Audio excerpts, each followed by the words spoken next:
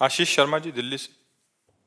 राधे राधे राधे महाराज जी। महाराज जी, मन विचलित सा रहता है, जल्दबाजी में असंतोष की स्थिति रहती है, हमेशा व्यस्त रहते हैं, जिससे जीवन में दुख और नहीं, हम कह रहे हैं कब तक जल्दबाजी करेंगे? आखिरकार मृत्यु भी तो आ रही है।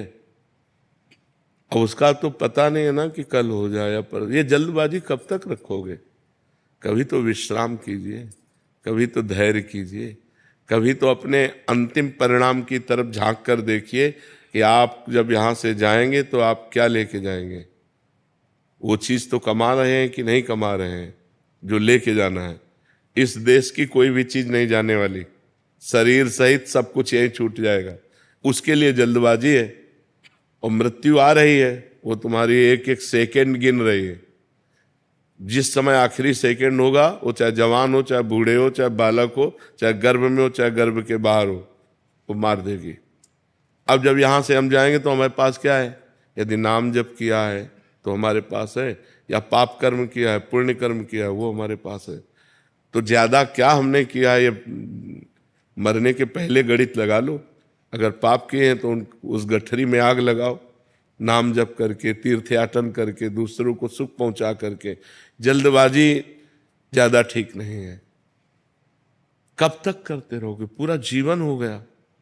कभी विश्राम भी तो सोचिए, कब विश्राम मिलेगा?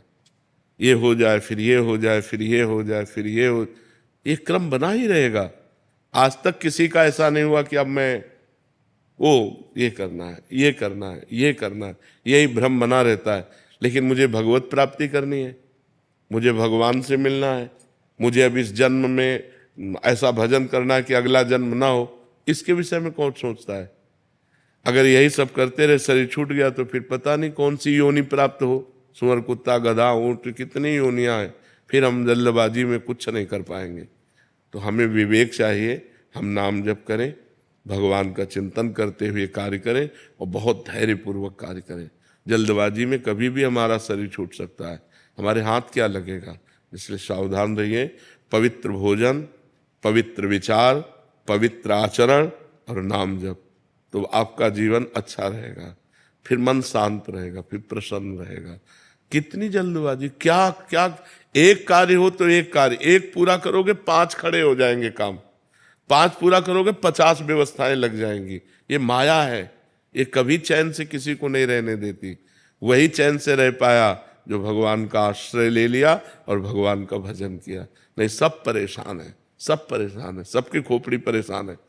जो भजन नहीं करते सब परेशान है। आप देख लीजिए, कोई एक व्यक्ति बताओ मैं संतुष्ट हूं अपने जीवन से, मैं संतोष को प्राप्त हो रहा हूं, वो वही कह सकता है जो भगवान से जुड़ा हुआ है, अन्यथा नहीं।